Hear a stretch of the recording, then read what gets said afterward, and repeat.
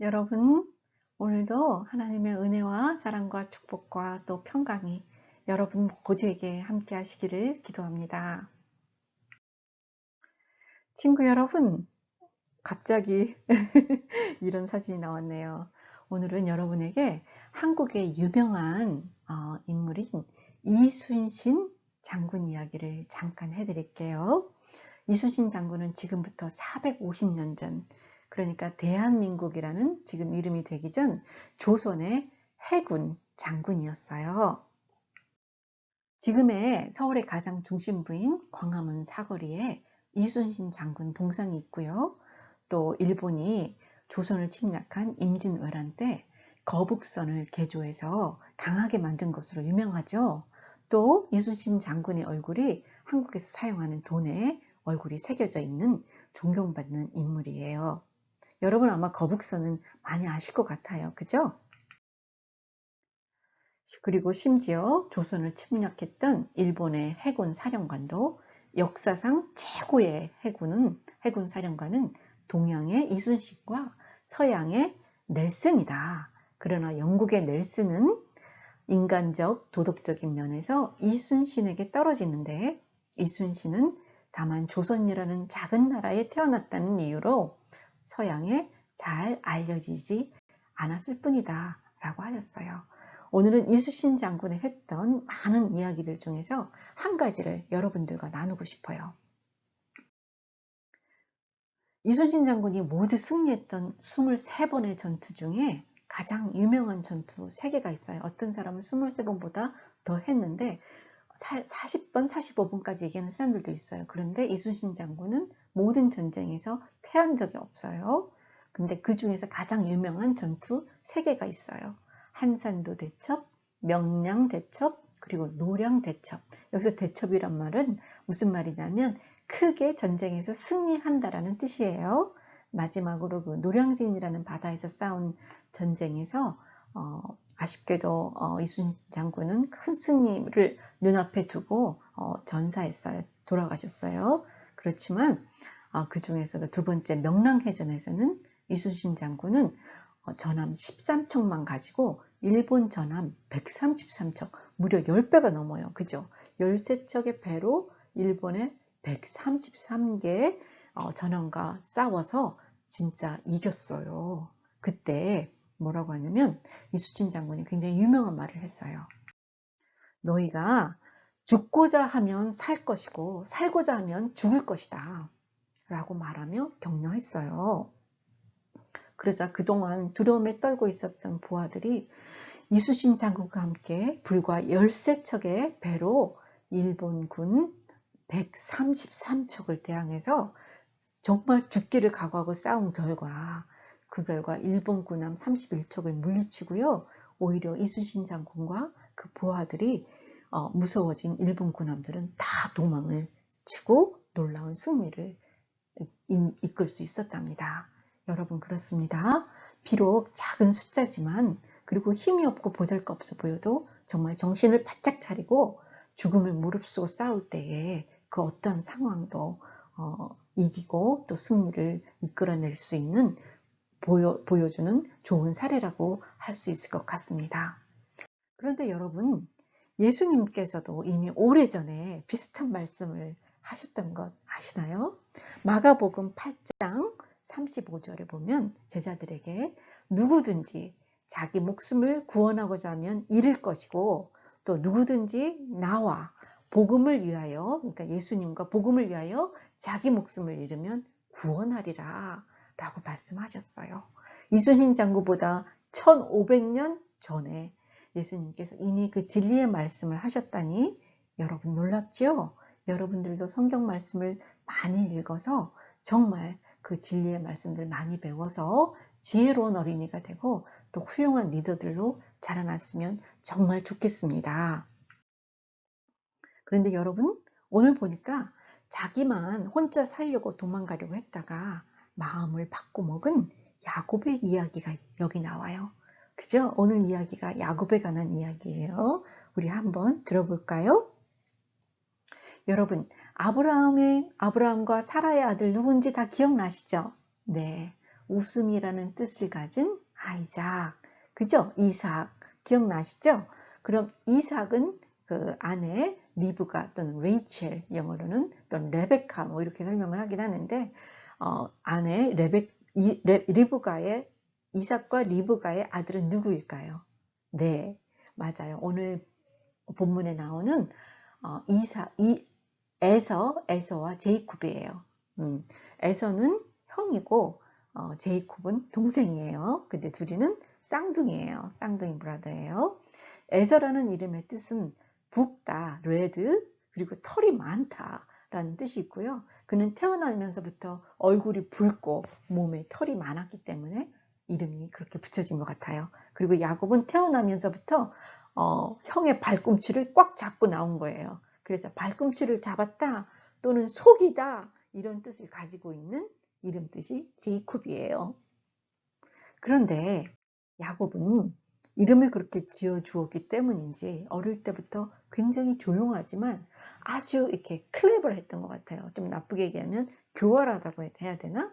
들에서 아주 이렇게 좀 재미있는 그런 캐릭터를 갖고 있는 것 같아요. 이 야곱은 들에서 들판에서 사냥하고 돌아온 배가 고픈 형 에서에게 떡과 또 팥죽을 팔아서 큰아들의 권리, 그러니까 뭐라 그래나 벌스라이트를 빼앗았어요.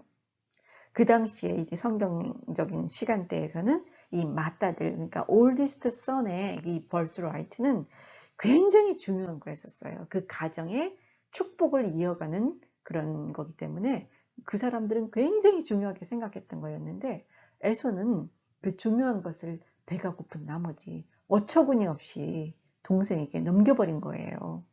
성경에서도 이렇게 써 있어요. 에서 despised his birthright. 그러니까 우습게 한 거예요. 그 birthright를. 이것뿐만 아니에요. 마침내 아버지 이삭이 나이가 많아져서 맏형인 에서를 축복하려고 했을 때 글쎄요, 어머니 리브가가 야곱과 함께 아버지를 속이고 형 에서가 받을 축복을 빼앗았어요. 왜냐하면 이삭은 에서를 좋아했고요. 리브가는 야곱을 좋아했었어요. 그죠? 너무 그래서 어떻게 이해를 해야 될지는 모르겠지만 여러분들도 만약에 여기서 여러분들의 브라더나 시스터가 여러분들의 가장 중요한 것들을 속여갖고 빼앗아가면 어떤 기분이 들까요? 참 기분이 어려울 것 같아요. 되게 화도 많이 나고 그죠? 그쵸? 그래서 형 에서도 너무너무 화가 났어요. 그래서 야곱을 죽이려고까지 생각을 했는데 마침 이 이야기를 들은 야곱은 이제 막 하란에 있는 외삼촌 라반의 집으로 막 도망을 가기 시작했어요. 그런데 그렇게 두려움에 떨면서 도망가던 야곱이 베델이라는 곳에서 너무 이제 지친 거예요. 배도 고프고. 그래서 돌베개를 베고 거기에 누워서 잠을 자고 있는데 글쎄 꿈에 사닥다리가 땅 위에 서 있는데 그 꼭대기가 하늘까지 다 있고요. 하나님의 사자들이 그 천사들이 그 사닥다리를 오르락 내리락 그러니까 올라갔다 내려갔다 하는 것이었어요. 그러더니 하나님께서 야곱에게 나타나셔서 나는 여호와 너의 할아버지 아브라함의 하나님이요 또 너의 아버지 이삭의 하나님이시니라. 내가 누워있는 이 땅을 너와 내 자손에게 주고 땅의 모든 족속들이 너와 내 자손으로 말미암아 복을 받을 것이다. 와, 라고 하시며 또 야곱이 어디를 가든지 내가 너와 함께 하여 주시겠다고 약속해 주셨답니다. 와, 정말 도망을 가다가 지친 야곱이 얼마나 큰 위로를 받았을까요? 그리고 이렇게 하나님께서 정말 아브라함에게, 이삭에게, 그리고 제이콥에게 똑같은 축복을 계속 이렇게 기억나게 해주시는 거예요. 그런데 이렇게 하나님께서 도와주셔서 하란에 있는 삼촌 라반의 집에 도착했는데요. 여러분, 그 외삼촌 라반은, 그러니까 어머니의 오빠인 이 라반은 야곱보다 더 교활한 거예요. 그래서 외삼촌 때문에 20년 동안 온갖 고생을 그곳에서 했고요. 또 그렇지만 마침내 하나님께서 야곱에게 나타나서 내 조상의 땅 내 족속에게로 돌아가라 이렇게 말씀하시니까 그동안 하란 땅에서 축복해 주신 그리고 모은 모든 재산과 또 4명의 아내들과 11명의 아들들을 데리고 마침내 이제 하나님의 말씀에 순종해서 가나안 땅으로 다시 돌아가게 돼요.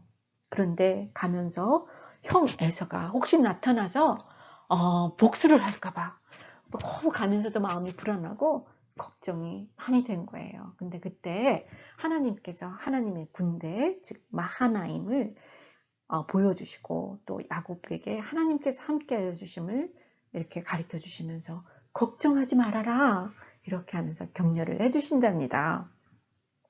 그런데 이스라엘 사해, 그러니까 데드시의 남동쪽에 살고 있던 에서에게 메신저를 먼저 보내서 용서를 구해요. 이 야곱이. 그런데 그 메신저들이 들어와서 뭐라고 하냐면 400명의 사람들을 거느리고 에서가 야곱을 만나러 온다. 이렇게 하는 거였었어요. 그러자 그 말을 들은 야곱은 갑자기 겁이 덜컥 나는 거예요. 이제 나는 죽는 건가? 형한테 죽는 건가? 그래서 한편으로는 하나님께 도와주세요 하나님 라고 기도하면서 또 한편으로는 막 인간적인 생각을 하기 시작하는 거예요. 야곱을 어떻게 에서로부터 이렇게 구해 주실 건지 하나님을 온전히 믿지 못해 갖고 막 이제 인간적인 장꾀를 부리기 시작하는 거예요. 먼저 자기의 가축들과 재산들을 두 그룹으로 나눠서 혹시 에서가 공격해 오면 한 그룹은 도망갈 수 있도록 하지를 않나. 또 한편에서는 에서에게 줄 여러 가지 선물들 그리고 그 가축들을 9개로 나눠요. 그래서 거리를 두고 자기보다 다 앞서가게 해요. 그러면서 하나씩 하나씩 주면서 에서의 마음을 풀 계획을 세웠답니다. 그런데 마침내 그림에서처럼 야복강가에 이르렀을 때 자복강가 또는 야복강가에 이르자 자기의 아내들과 자식들 그리고 자기의 소유 가축들 다 먼저 강을 넘어가게 해요. 그 야복강을 건너가게 해요. 근데 야곱 혼자 그 강을 넘지를 않아요. 그러면서 뒤에 남아 있어요. 왜 그랬을까요? 혹 무슨 일이 생기면 혼자 도망치려고 그랬을까요? 글쎄 모르겠어요. 왜 혼자 그 뒤에서 남아 있었던 건지. 막 무섭고 또 떨리고 아마 그래서 도망갈 생각이었을지도 몰라요. 그죠? 그런데 그날 밤에 또다시 하나님께서 두려움에 떨고 있는 야곱을 찾아와서 만나주세요. 그리고 야곱은 밤새도록 그 하나님과 씨름을 해요. 근데 아마 이것은 하나님께서 야곱의 마음을 돌이키시려고 그랬던 것 같아요.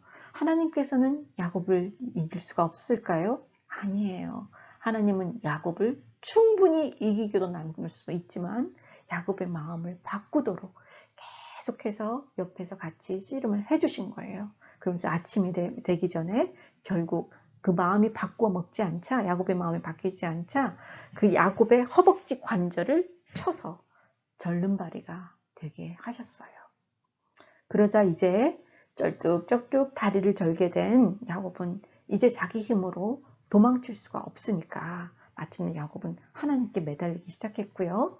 그러자 하나님께서는 속이는 자라는 뜻을 가진 야곱의 이름을 하나님과 겨루어 이긴 자라는 뜻의 이스라엘로 이름을 바꿔주시고 축복해 주세요. 그런데 이 야복강가에서 하룻밤은 야곱의 인생을 완전히 바꿔놨어요. 터닝 포인트가 되었는데요. 이제까지는 막 모든 걸 다 자기 앞에 두었잖아요. 여차하면 도망갈 생각으로. 근데 마침내 날이 밝자 이제는 가족들 맨 앞으로 나가요. 그죠? 맨 앞으로 가서 에서에게 7번 몸을 굽혀 절을 하며 용서를 구하였고요. 형님의 얼굴을 배운 즉 하나님의 얼굴을 배운 것 같다 라고 말하는 거였어요. 마침내 야곱이 담대하게 나가도록 변화된 거예요. 여러분 우리도 마찬가지랍니다. 하나님을 믿고 따른다고 하면서 한편으로는 우리의 깨와 또 능력을 의지하면 하나님께서 그 크신 능력으로 일하시는 것을 우리가 체험할 수가 없어요. 그래서 시편 119장 2절에서는 여호와의 증거들을 지키고 전심으로 여호와를 구하는 자는 복이 있도다. 이렇게 말씀하시고 계시는 거랍니다. 사랑하는 여러분, 여러분들은 아직 어려서 잘 모르겠지만 우리가 이 세상을 살면서 늘 재미있고 또 즐겁고 좋은 일들만 있는 게 아니에요. 때때로 좋은 결과를 내기 위해서는 힘든 과정을 통과해야 하기도 하고요. 오늘 야곱처럼 도저히 인간적으로 넘지 못할 산, 그 도전 때문에 두려움이 생겨서 정말 꼼짝도 못하는 순간이 오더라도 올 때가 있어요. 그렇지만 걱정하지 마세요.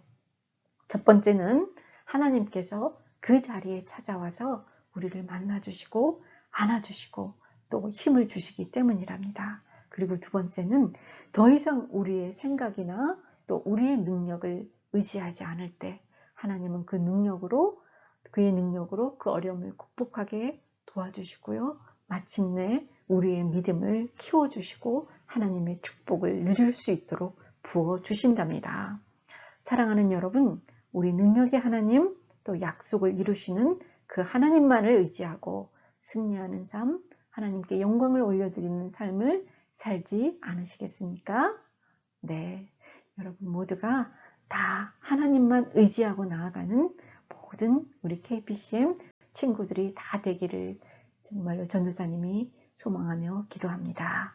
네, 여러분 함께 같이 기도할까요? 네, 같이 기도하면 좋겠습니다. 기도합시다. 하나님 아버지, 우리가 힘들 때 우리에게 기도하게 하시고 오늘 야곱에게 특별한 계획을 갖고 계시며 그를 이루어 주심에 감사합니다.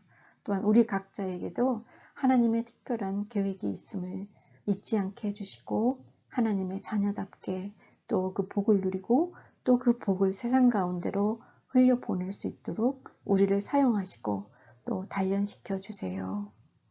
그래서 우리 모두가 하나님의 기쁨이 되는 믿음의 자녀 되게 하여 주시고 정말 하나님만 의지하는 우리 모두가 될 수 있도록 우리의 믿음을 도와주세요. 감사합니다. 예수님 이름으로 기도합니다. 아멘, 아멘. 자, 여러분 감사합니다. 지금은 헌금 시간이에요.